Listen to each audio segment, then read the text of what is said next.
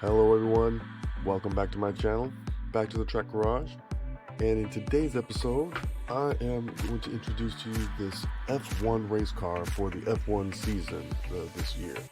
Interestingly, I found this yard sale, and somebody else took it apart and left it in shambles and ripped the tape, and I already tested some of the motor capability. It's been sitting on somebody's shelf for a little bit of time. It needs to be cleaned up a bit.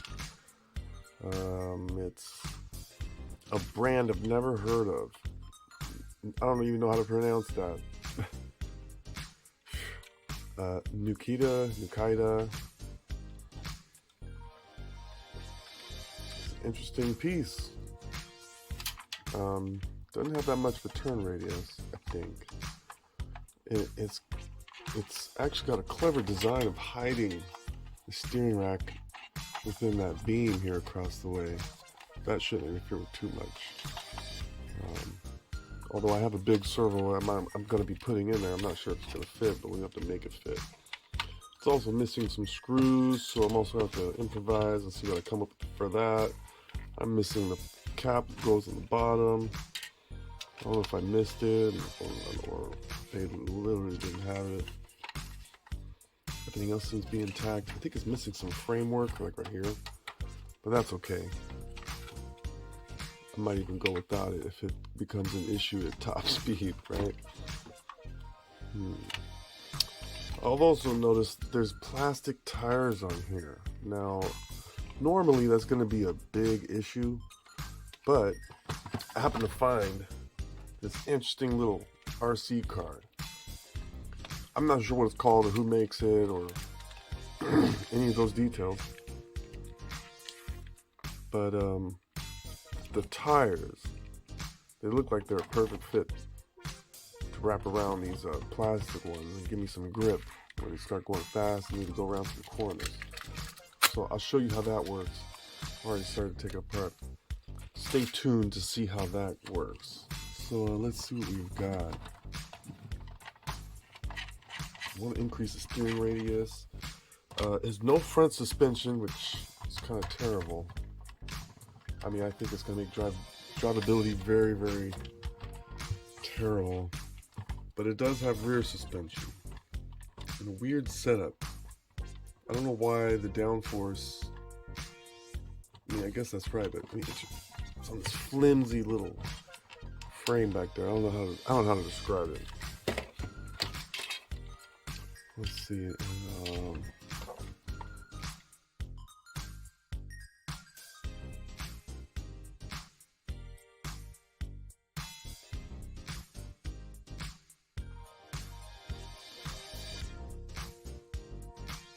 MG996R says Digi High Torque.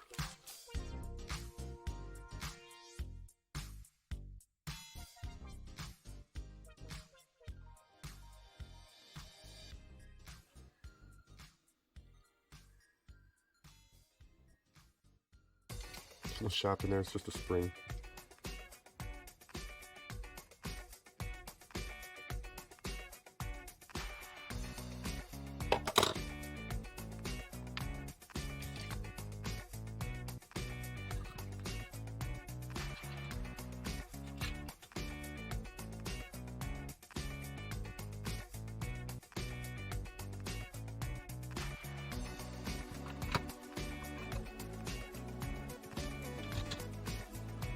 So there's a gearbox of some kind over there.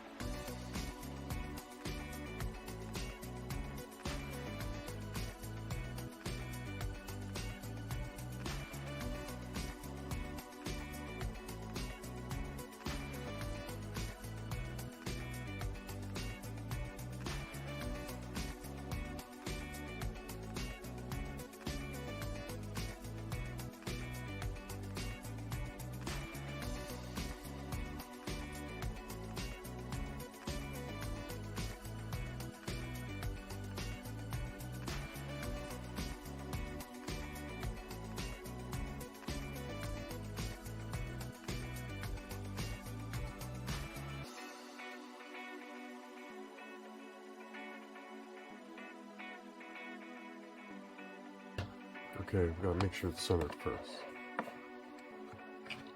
Do that just by turning on, make sure we have control. Turn on the remote, and then make sure it's at 100% steering, and put the steering trim into the middle of your controller. Make sure it's centered up on 0.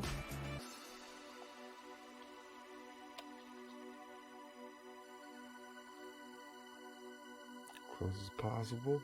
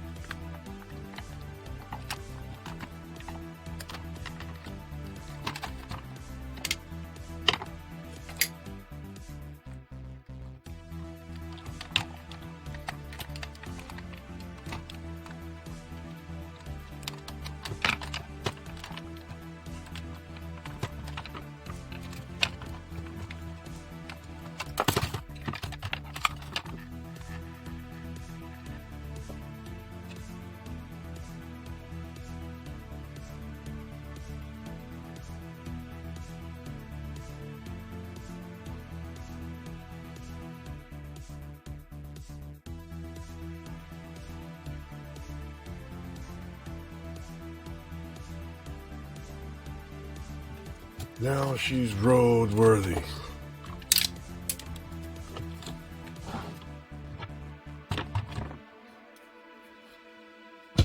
All right. So now it's about getting it on the road. Steering is backwards.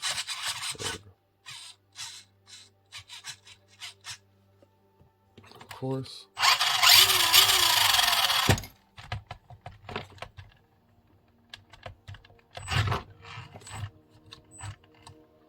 On 3S? Oh boy. All right. Let's see how it looks outside.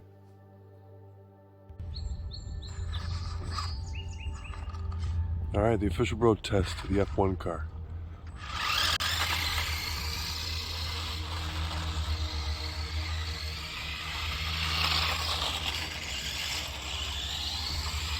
Pretty good speed. Handling's not bad since it seems to want to oversteer the rear pretty easily. Jeez.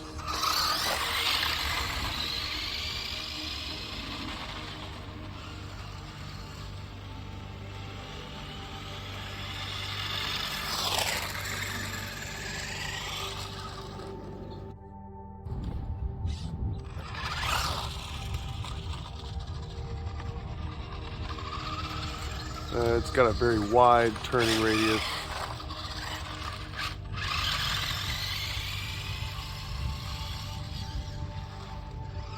Not the best acceleration.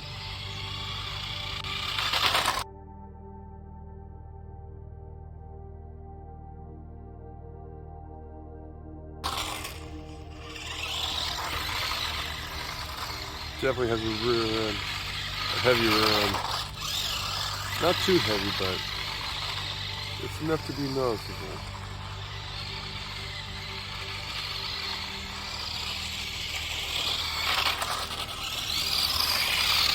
Oh my God.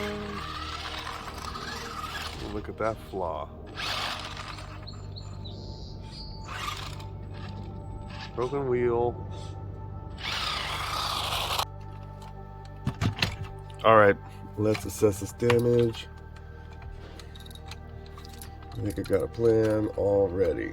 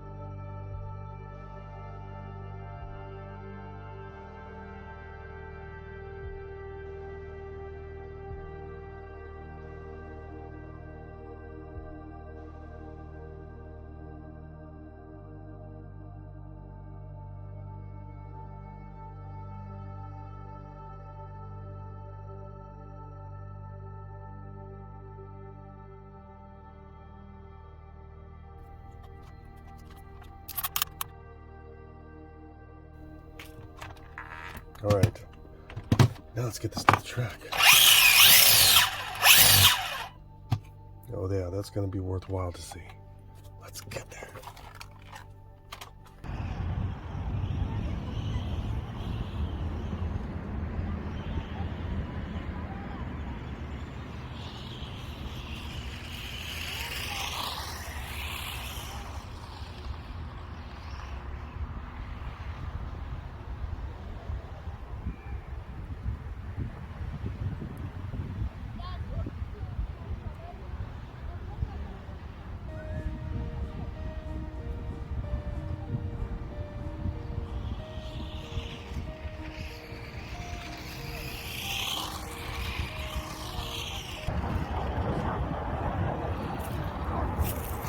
Wow, so that's the F1 car. I really liked it. It definitely needs some work after I broke the wheel. The rear suspension's okay, but because of the way the top is designed, I think it doesn't really have that much free play for real. It's some sort of fluke. It absorbed some of it. I mean, it seemed to handle very well at top speeds. It really got up to speed. It's still not as fast as a car. Some of the 2S vehicles that were out on the track, they might have been 3S. This was a 2S brushless up against them with a motor that would fit inside the transmission. The tires did great. There's a little bit of wear on it. The front probably saw more damage because there's no front suspension, and I want to fix that too. So in another video, I think I'm going to try to figure out a way to